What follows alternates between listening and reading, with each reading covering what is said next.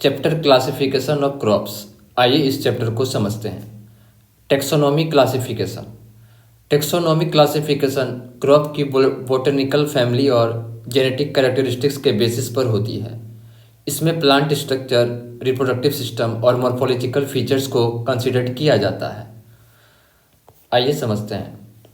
Poaceae Gramineae grass family. इसमें cereals हैं जैसे wheat, rice, maize, barley, oat, sorghum.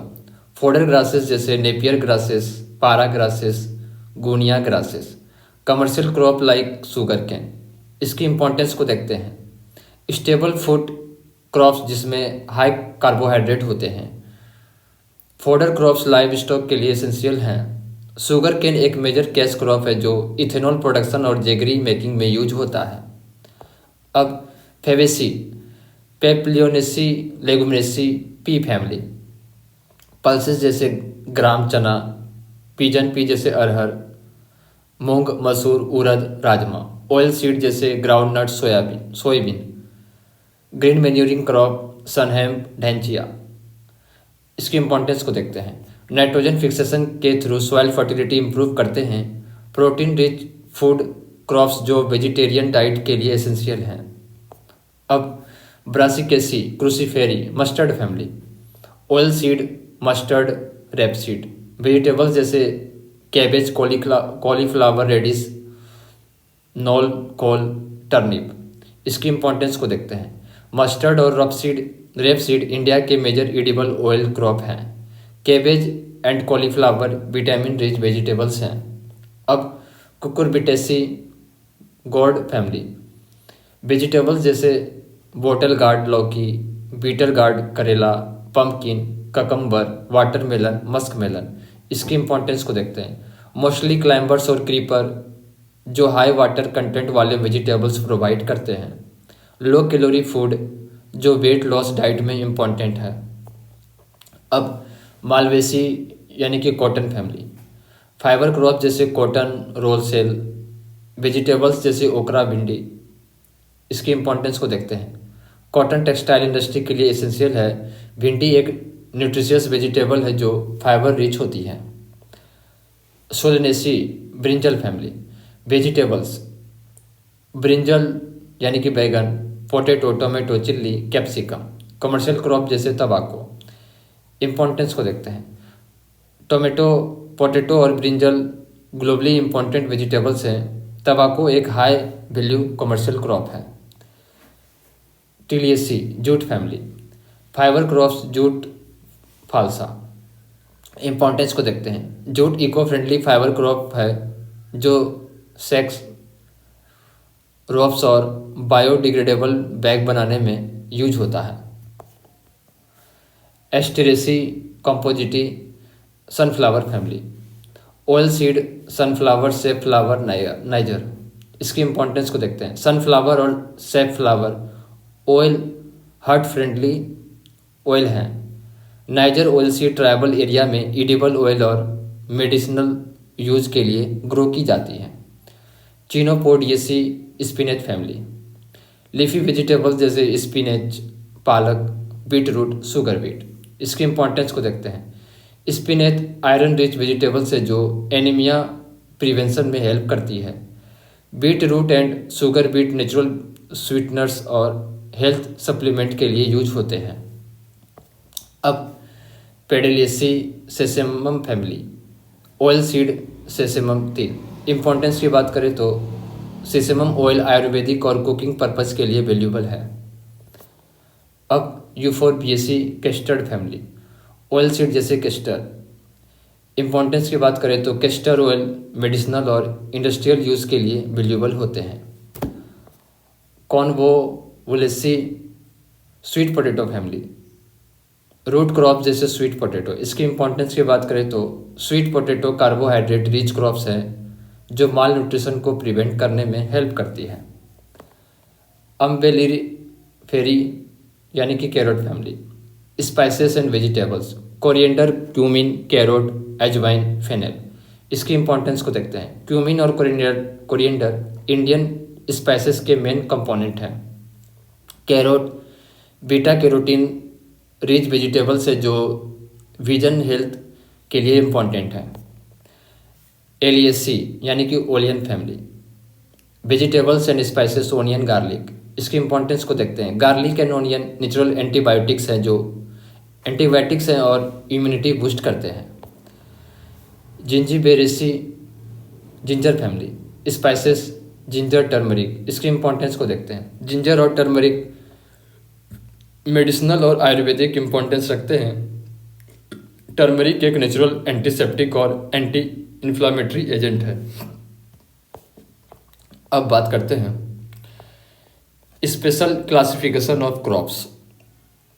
First, arable crops, ऐसे crop जो प्लॉगिंग और टीलेज के बाद उगाए जाते हैं जिसमें प्रॉपर लैंड प्रिपरेशन की ज़रूरत होती है, जैसे potato, tobacco, rice, sugar cane, मेज।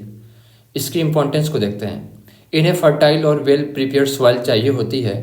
ये कमर्शियल और फूड क्रॉप्स होते हैं जो इकोनॉमी और फूड सिक्योरिटी में मेजर रोल प्ले करते हैं। एले क्रॉप्स, ऐसे एरेबल क्रॉप्स जो ट्री या सर्ब्स के रोज के बीच एले में उगाए जाते हैं। इसकी ऑब्जेक्टिव्स को देखते हैं। सॉइल फर्टिलिटी इंप्रूव करना, सॉइल इरोजन रिड्यूस करना, शेडी और नॉन क्रीपिंग क्रॉप उगाना, जैसे स्वीट पोटैटो, उर्द, टर्मरिक, जिंजर को यूकेलिप्टस, सुबाबुल केसिया के बीच में उगाया जाता है। इसकी इंपॉर्टेंस को देखते हैं। एग्रो फॉरेस्ट्री सिस्टम का पार्ट है जो सस्टेनेबल फार्मिंग को प्रमोट करता है। Nitrogen fixing crop soil health को इम्प्रूव करते हैं। ऑगमेंटिंग क्रॉप्स, ऐसे क्रॉप जो मेन क्रॉप्स का यील्ड बढ़ाने के लिए उगाए जाते हैं। एग्जाम्पल, जापानीज मस्टर्ड विथ बरसिम, चाइनीज कैबेज विथ मस्टर्ड। इसकी इंपॉर्टेंस को देखते हैं। पहली कटिंग में हायर यील्ड मिलता है जिससे प्रोडक्टिविटी बढ़ती है। क्रॉप डाइवर्सिफिकेशन और इनकम इन्हेंसमेंट के लिए बेनिफिशियल है। अब एवेन्यू क्रॉप्स, ऐसे क्रॉप जो फार्म, रोड या फेंसेस के साथ उगाए जाते हैं, जैसे अरहर, ग्लाइसिडिया, सीसल। इसकी इंपॉर्टेंस को देखते हैं। सॉइल इरोजन कंट्रोल में मदद करते हैं। शेडिंग और विंड ब्रेक क्रॉप्स की तरह काम करते हैं। फार्म बाउंड्री का नेचुरल प्रोटेक्शन प्रोवाइड करते हैं। Border crops, barrier guard crops भी कहते हैं। ऐसे क्रॉप जो प्राइमरी क्रॉप को एनिमल ट्रेस पासिंग और विंड डैमेज से बचाने के लिए उगाए जाते हैं, जैसे सैफफ्लावर, थोर्नी ऑयल क्रॉप्स को चिकपी फील्ड के आसपास लगाया जाता है। इसकी इंपॉर्टेंस को देखते हैं। नेचुरल फेंसिंग का काम करते हैं। विंड स्पीड को कम करते हैं जो क्रॉप को डैमेज होने से बचाता है। सॉइल मॉइस्चर कंजर्वेशन में मदद करता है। अब ब्रेक क्रॉप्स, ऐसे क्रॉप जो मल्टीपल क्रॉपिंग सिस्टम में सॉइल कंडीशन को इम्प्रूव करने और पेस्ट वीड को कंट्रोल करने के लिए उगाए जाते हैं, जैसे legumes, pulses in rice weed system. इसकी ऑब्जेक्टिव्स को देखते हैं। सॉइल बॉर्न डिजीज और पेस्ट को कम करना, वीड कंट्रोल करना और सॉइल फर्टिलिटी बढ़ाना, गार्ड क्रॉप की तरह काम करना जो विंड स्पीड को ब्रेक करे। इसकी इंपॉर्टेंस को देखते हैं। सस्टेनेबल एग्रीकल्चर में इम्पॉर्टेंट रोल प्ले करते हैं। क्रॉप रोटेशन और सॉइल हेल्थ इम्प्रूवमेंट में हेल्पफुल होते हैं। अब बात करते हैं कैश क्रॉप, ऐसे क्रॉप जो प्रॉफिट के लिए उगाए जाते हैं और मार्केट में सेल किए जाते हैं, जैसे जूट, कॉटन, तंबाकू, शुगर केन। इसकी इंपॉर्टेंस को देखते हैं। इकोनॉमी में मेजर रोल प्ले करते हैं। एक्सपोर्ट ओरिएंटेड क्रॉप होते हैं जो फॉरेन एक्सचेंज अर्न करते हैं। इंडस्ट्रीज के रॉ मटेरियल प्रोवाइड करते हैं, जैसे कॉटन के लिए टेक्सटाइल इंडस्ट्री, शुगर केन के लिए sugar industry. Catch contingent emergency crop, ऐसे क्रॉप जो शॉर्ट ड्यूरेशन में ग्रो होते हैं और जब मेन क्रॉप फेल हो जाए तो उनका अल्टरनेटिव बन सकता है, जैसे ग्रीन ग्राम, उर्द, कॉफी, ओनियन, रेडिश। इसकी इंपॉर्टेंस को देखते हैं। ड्रॉट या फ्लड की वजह से अगर मेन क्रॉप डैमेज हो जाए तो फार्मर को जल्दी से एक अल्टरनेटिव क्रॉप मिल जाता है। क्विक ग्रोविंग और फास्ट मैच्योरिंग क्रॉप होते हैं, फूड सिक्योरिटी और इनकम को इंश्योर करते हैं। अब क्लीनिंग क्रॉप्स, ऐसे क्रॉप जो वीड को कंट्रोल करते हैं और एग्रोनॉमिक प्रैक्टिसेस के थ्रू फील्ड को क्लीन रखते हैं, जैसे पोटैटो, मेज। इसकी इंपॉर्टेंस को देखते हैं। वीड कंट्रोल में हेल्प करते हैं, सॉइल को एरेट करने में मदद करते हैं जो अगले क्रॉप के लिए बेनिफिशियल होते हैं, सॉइल हेल्थ और फर्टिलिटी को इम्प्रूव करते हैं। अब बात करते हैं कोल क्रॉप। कोल वर्ड वाइल्ड कैबेज के एंसेस्टर से आया है और ये क्रॉप मेनली कोल्ड क्लाइमेट में ग्रो होते हैं, जैसे cabbage, cauliflower, Brussels sprout. Importance की बात करें तो विंटर सीजन क्रॉप होते हैं, फ्रोस्ट को टॉलरेट कर सकते हैं, वेजिटेबल फार्मिंग और न्यूट्रिशन के लिए इम्पोर्टेंट होते हैं। अब कंटूर क्रॉप, ऐसे क्रॉप जो कंटूर लाइन यानी कि लैंड की नेचुरल स्लोप के लॉन्ग ग्रो किए जाते हैं ताकि सॉइल इरोजन कंट्रोल हो सके, जैसे मार्वेल ग्रासेस, वेटिवर ग्रास। इसकी इंपॉर्टेंस को देखते हैं। सॉइल इरोजन को प्रिवेंट करते हैं, रेन वाटर को रिटेन करने में हेल्प करते हैं, स्लोप वाले एरिया में सॉइल कंजर्वेशन का एक इम्पॉर्टेंट मेथड है।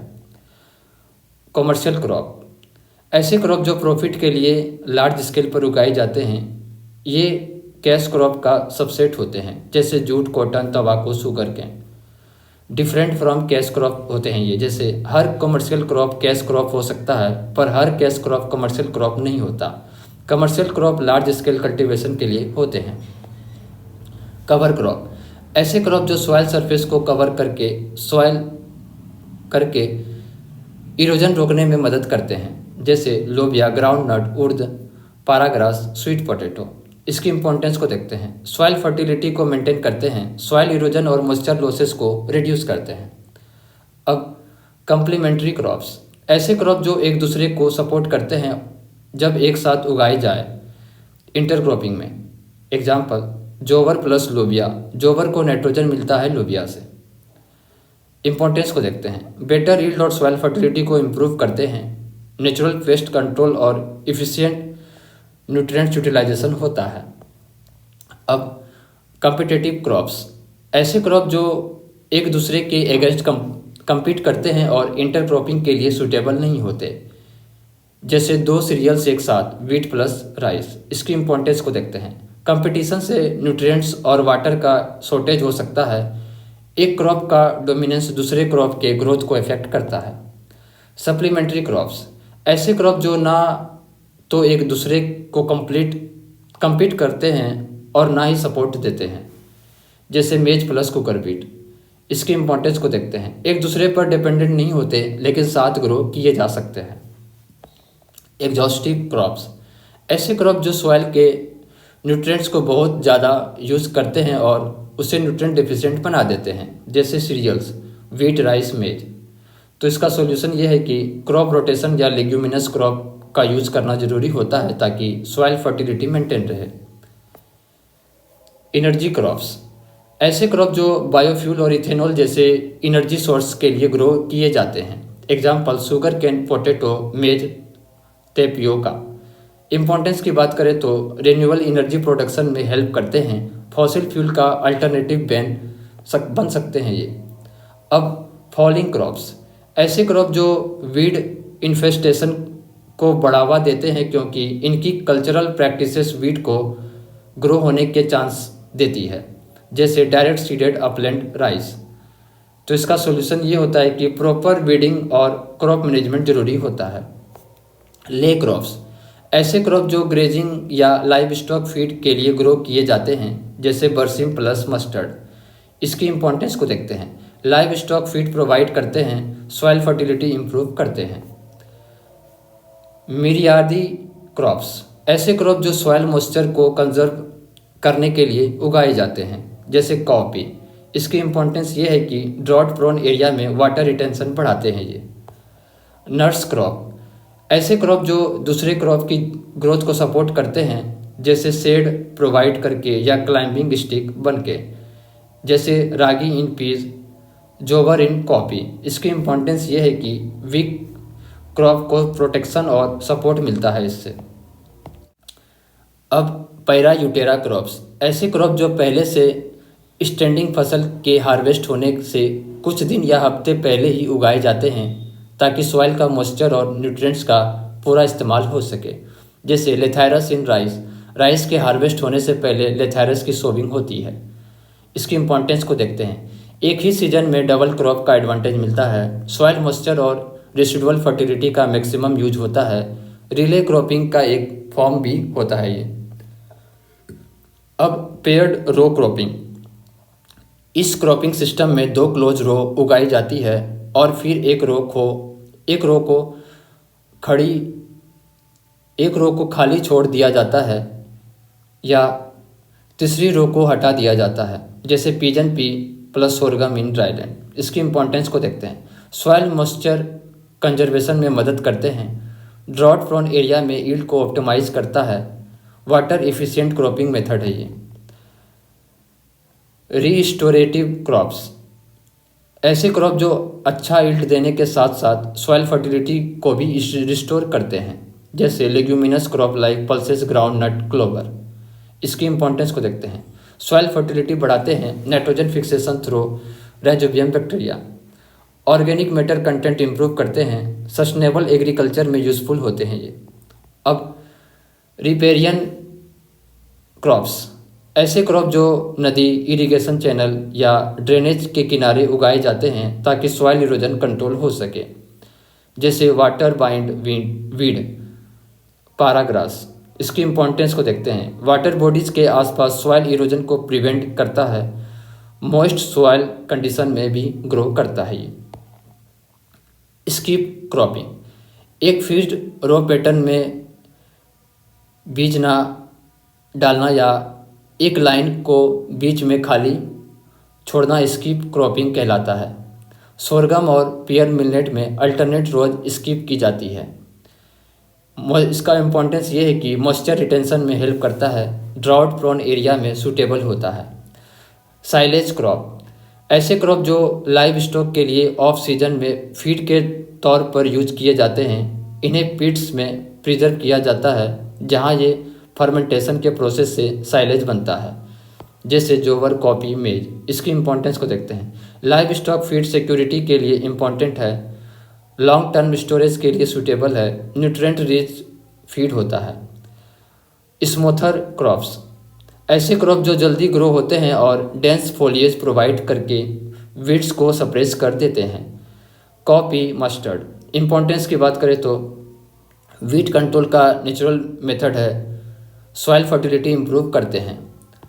सॉइलिंग क्रॉप्स, ऐसे क्रॉप जो फुल्ली मैच्योर होने से पहले ही लाइव स्टॉक के लिए फ्रेश फीड के रूप में हार्वेस्ट किए जाते हैं, जैसे बरसीम, नेपियर ग्रासेस। इसकी इंपॉर्टेंस को देखते हैं। लाइव स्टॉक के लिए high quality green fodder provide करते हैं, मिल्क प्रोडक्शन और एनिमल हेल्थ को इम्प्रूव करते हैं। अब ट्रैप डिकॉय क्रॉप, ऐसे क्रॉप जो इंसेक्ट पेस्ट या सॉइल बोर्न डिजीज को अट्रैक्ट करने के लिए उगाए जाते हैं ताकि असली फसल सेफ रहे। कॉटन के आसपास, जैसे कॉटन के आसपास भिंडी उगाना कॉटन रेडबग को अट्रैक्ट करता है। सोरगम को स्ट्रिगा के ट्रैप के लिए उगाना। इसकी इंपॉर्टेंस को देखते हैं। पेस्ट कंट्रोल में मदद करता है, केमिकल पेस्टिसाइड की ज़रूरत कम हो जाती है। अब ट्रक क्रॉप्स, ऐसे क्रॉप जो फ्रेश मार्केट में बेचने के लिए उगाए जाते हैं, जैसे भिंडी, स्पिनेच, टोमेटो। इसकी इंपॉर्टेंस को देखते हैं। अर्बन और पेरी अर्बन एग्रीकल्चर में यूजफुल होते हैं, हाई डिमांड वाले वेजिटेबल्स और फ्रूट्स को कवर करते हैं। वेयर क्रॉप, ऐसे क्रॉप जो टेम्पोरली स्टोर किए जाते हैं फ्यूचर यूज या सेल के लिए, जैसे पोटैटो, ऑनियन। इसकी इंपॉर्टेंस को देखते हैं। सप्लाई चेन और मार्केट प्राइस स्टेबलाइजेशन में हेल्प करता है। स्टोरेज टेक्निक जैसे कोल्ड स्टोरेज का यूज होता है।